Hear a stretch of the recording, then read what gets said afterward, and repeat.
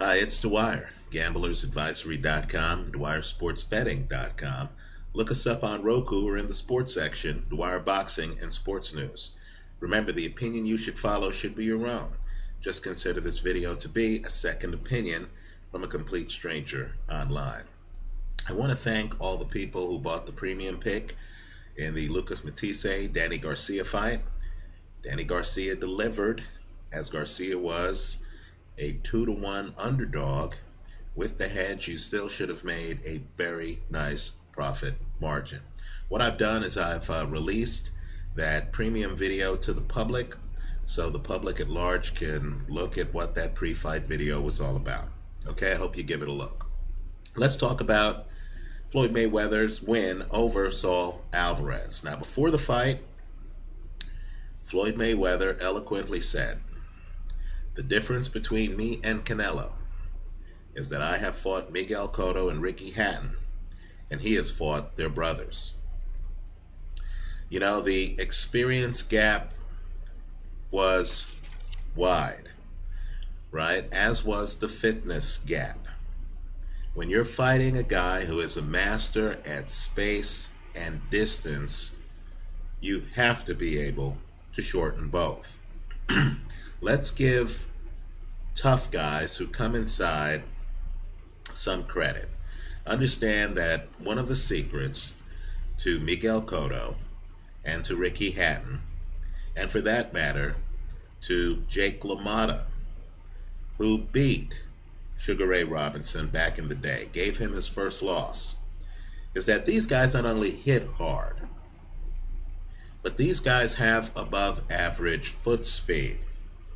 Right? The equivalent of Jake LaMotta today would be James Kirkland. Right? Understand, Jake LaMotta's nickname was the Raging Bull.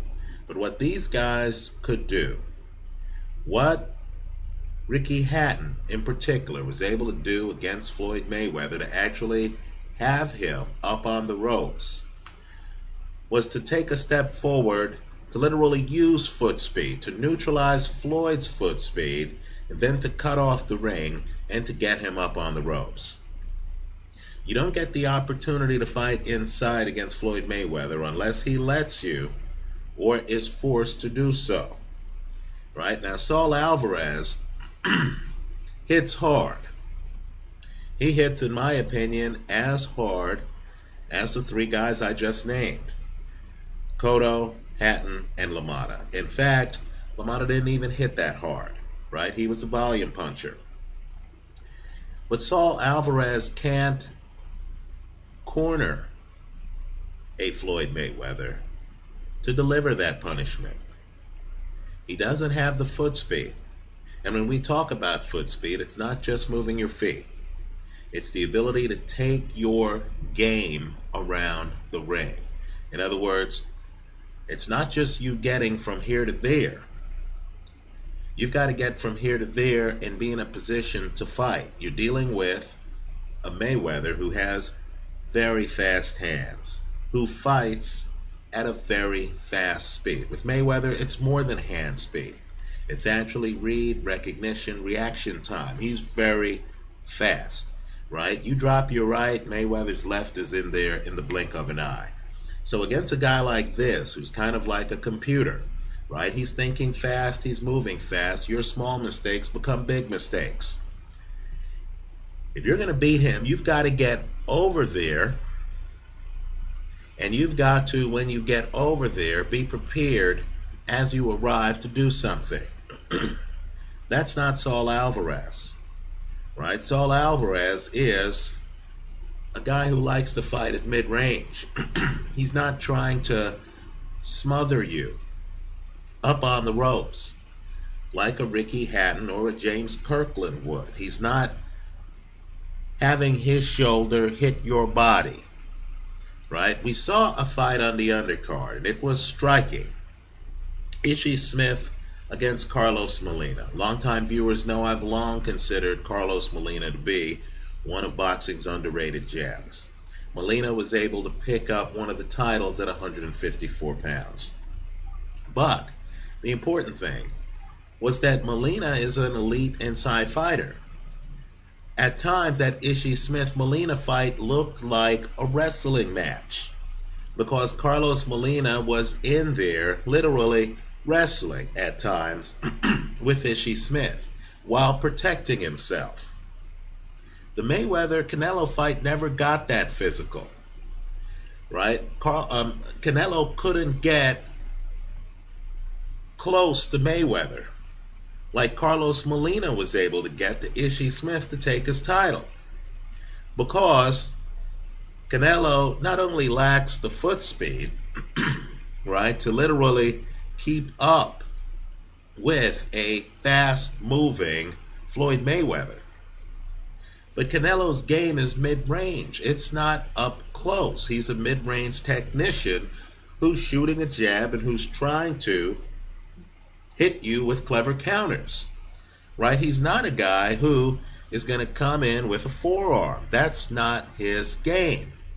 And so the problem was, since he didn't have the hand speed to catch up to Floyd, and since he didn't have the offensive arsenal to actually throw real short punches up close on Floyd, what you had was a young guy looking like a puppy on a leash being led around the ring by an old master who wouldn't let him catch up with him.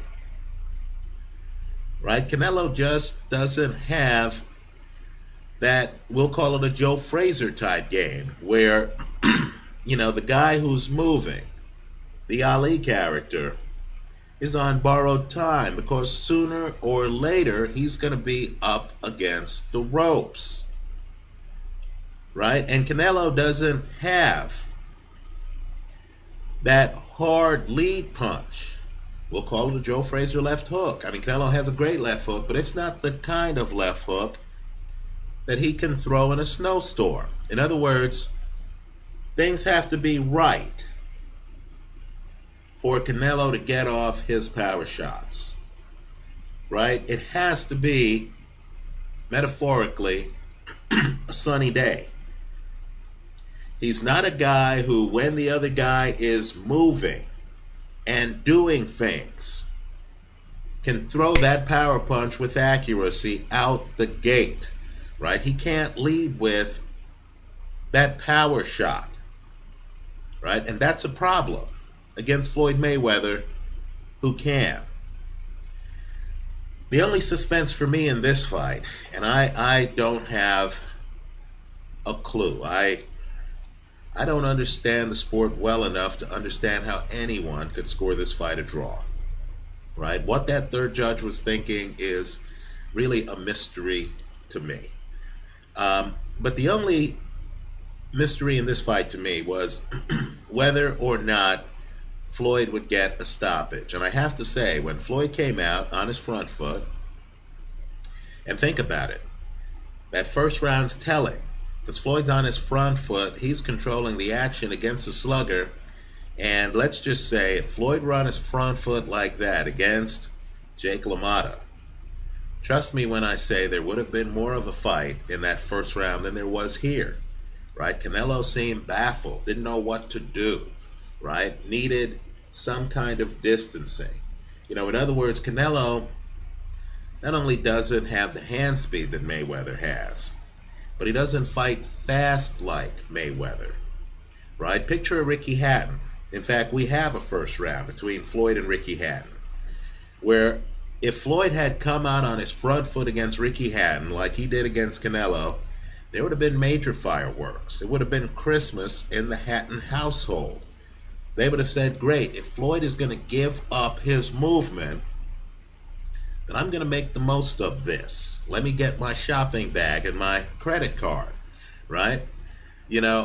Unfortunately here, again, Saul Alvarez fights better on sunny days. Mayweather's on his front foot. Saul Alvarez doesn't have that, I'm going to take a step forward and I'm going to throw heavy artillery out the gate, like the guys I've mentioned. If you go back in another fight involving a mover, if you go back and look at the first round of the first Ali Frazier fight, right, a fight where presumably they'd be figuring out each other. I know the hardcore are going to say, hey, they worked out together Fair enough. But in that very first round, you're going to see Joe Frazier actually tries to throw several left hooks. Right? He didn't want a trilogy. In fact, he didn't even want that fight to go 6 rounds. Right? There's a threat of imminent danger out the gate. That's not Saul Alvarez at 23 today. Right? Alvarez is a slow starter. Alvarez really is a technician who happens to hit awfully hard. And he's not the kind of technician who wants to fight you on the inside. And he's not the kind of technician who's going to throw caution to the wind. So if you, in the opening quarter, have your cornerbacks up on the line, again, another metaphor, let's say we're playing football, he's not the kind of guy who's going to say, okay, they're daring me to go deep, let me go deep out the gate. He's more cautious than that. That caution cost him against Floyd Mayweather. Alvarez wanted to go 30 miles an hour and then to methodically land hard punches. Floyd Mayweather forced him to go 50 miles an hour, and the kid, quite frankly, couldn't do it, didn't even have the foot speed to catch up to Floyd Mayweather. So let's talk about guys who, in my opinion, would give Floyd more problems, right? First, I believe you have to do one of two things with Floyd, but they both involve foot speed, right? Either, and you've heard me mention James Kirkland here in this video, either you have to fight the kind of fight Jake LaMotta would fight against Ray Robinson, and let's get real there. Robinson only lost the first fight, right? But if you're a heavier guy, like LaMotta was, by a wide margin over Robinson, like Canelo was, by a wide margin over Floyd Mayweather, if you're the heavier guy, you got to make your weight an issue. And you've got to use foot speed to make your weight an issue. You've got to get the other guy up on the ropes. You've got to throw volume. Right? That's the other thing. Look at the number of punches Canelo landed in this fight. Less than 200, folks. Look at the CompuBox. You've got to throw volume. You've got to land some of that volume. And you've got to lean on the other guy. You've got to smother the other guy. Think Kirkland, Alfredo Angulo, right? You've got to go over there. You've got to force Floyd up on the ropes like he was against Ricky Hatton. And you've got to find a way to keep him there. Negate his speed by pinning him, by throwing volume. If you're a bigger man, you've got to use that bigger weight. Right? If you're a bigger man and you're outside or mid-range and you're not leaning on Floyd Mayweather, then what's your weight really accomplishing? Right? Now, that's one way to give Mayweather problems. History has shown it. Right? Those Ali-Joe Frazier fights, you know, Ali's up on the ropes. Joe Frazier was called Smoking Joe. He's in there throwing power shots. He's trying to hunt down Ali. Ali's on the clock, right? He can't just stay in the middle of the ring, move to the side of the ring, have Frazier come over, then just move away, have Frazier follow him for 12 rounds, which is what happened last night. No, he's on the clock. These guys are cutting off the ring. If you can't cut off the ring against an Ali, then you're just Sonny Liston, getting hit on the outside, right? Canelo couldn't cut off the ring on Floyd Mayweather. If you're a big bully with weight who wants to throw that around, you've got to have the foot speed to cut off the ring.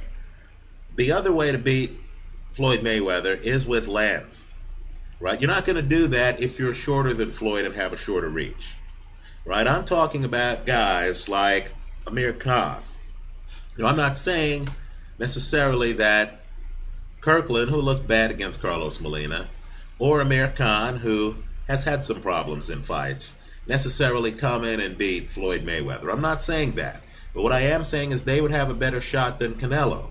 Because understand, Amir Khan, for all of his problems, has foot speed, has a great jab when he wants to throw it, can throw and score punches and win rounds from distance. He doesn't have to get in your solar system to win rounds. Understand, a fight against Amir Khan doesn't begin until you find a way to deal with Amir Khan's hand speed and length, right? And Khan's not going to be led around the ring like a puppy, right? He's going to be outside throwing slick volume.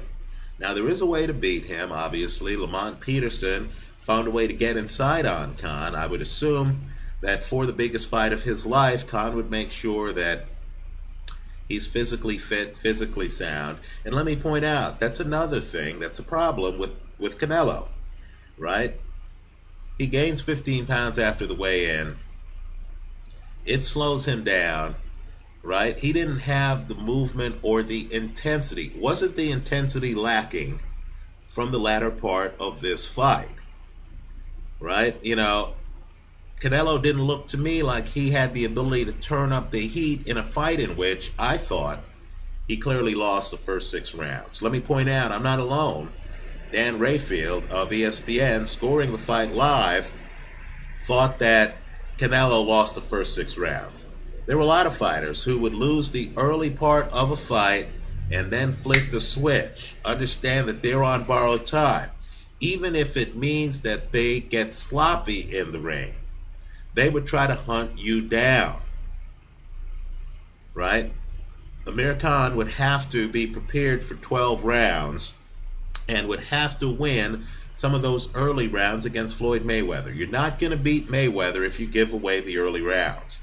Amir Khan, we saw him against Zab Judah dominate that fight out the gate, right? A quick starter like Amir Khan with hand speed and foot speed would be a problem. Keep in mind, Amir Khan took the first 2 rounds against Danny Garcia. I want people to reinvestigate the fights Amir Khan lost, right? A Floyd Mayweather fight would be interesting if he loses those early rounds, as he did against Zab Judah, another guy with hand speed, but then can't find the guy, has to catch up with the guy, has to deal with the guy's length to try to get back in the fight. I think Amir Khan would be a problem for him. Also, hand speed, foot speed with accuracy and power. Kell Brook would be a problem for Floyd Mayweather, right? You want to see great movement in the ring? A guy with hand speed out of a southpaw stance who moves and who literally diffuses a slugger? Take a look at the Devin Alexander-Marcus Maidana fight. Devin Alexander would be a better opponent for Floyd Mayweather than Canelo. Let me name one more guy, and this guy to me is the most intriguing of the bunch. Is this the Mayweather era? I know there's another group that believes that this is actually the Pacquiao era. Fair enough. Whose era is it if the same guy beats both? Right? I think Timothy Bradley, who certainly has the foot speed to keep up with Floyd Mayweather, who certainly has an inside game to keep up with Floyd Mayweather. And keep in mind, there's a height gap between the two guys. Bradley is the shorter guy. He'd be hard to find. Long before Lucas Matisse surprised us by beating Lamont Peterson, Timothy Bradley beat Peterson, right? The point is, if Timothy Bradley, and keep in mind his next fight's against Juan Manuel Marquez, if he beats Marquez and then succeeds in beating Floyd Mayweather, and let's also remember too, Timothy Bradley's unbeaten, right? Then, can we call this the Mayweather, the Pacquiao, or the Marquez era if the same guy has beaten all of them, right? Understand, those guys are tougher matchups for Floyd Mayweather because of the hand speed, the foot speed, what they would do if they got Mayweather up on the ropes. What happens at the start of the fight? Are they faster starters than Canelo? They're all tougher for Floyd than Saul Alvarez. Now, boxing is a business. It is prize fighting, right? You know, Saul Alvarez has a lot of fans. At the end of the day, you're trying to monetize that fan base. Floyd's a great businessman. The money team has delivered, right? I said before this fight, I thought the Robert Guerrero matchup was tougher for Floyd than this matchup. I encourage viewers to go back and look at that Robert Guerrero film, right? Just imagine a guy who couldn't match Ray Robinson or Ray Leonard in foot speed,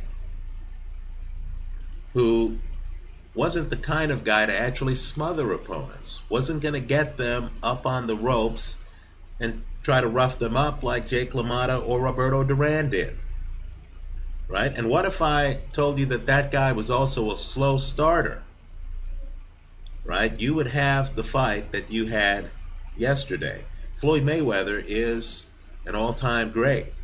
When you think of Floyd, you need to think of him the same way you think of Robinson and Leonard, the two sugars, right? You know, if you don't know how to deal with their hand speed, their ability to use space and distance, their ability to get in, hit you, get back out quickly, right, to prevent you from countering them, then you're lost in the woods. You're as lost as Canelo was yesterday, right? There are some fighters out there with hand speed and foot speed, right, and an ability to fight inside, or an ability to keep the fight outside and force you to try to find them, right? Let's hope Floyd Mayweather considers giving some of those guys a shot, right? Yesterday was big box office. I'm sure that fight shattered records. I went through the MGM. I have never seen that casino as much of a zoo as it was in the hours before that fight. No question about it, right? But from a boxing perspective, in terms of matchups, that wasn't a great fight. Canelo just didn't have the speed to his game or the ability to throw around his weight to make it a classic, right? That wasn't Leonard Hagler. Let me hear from you. Leave your comments for me here online. Visit us at gamblersadvisory.com. As always, thanks for stopping by.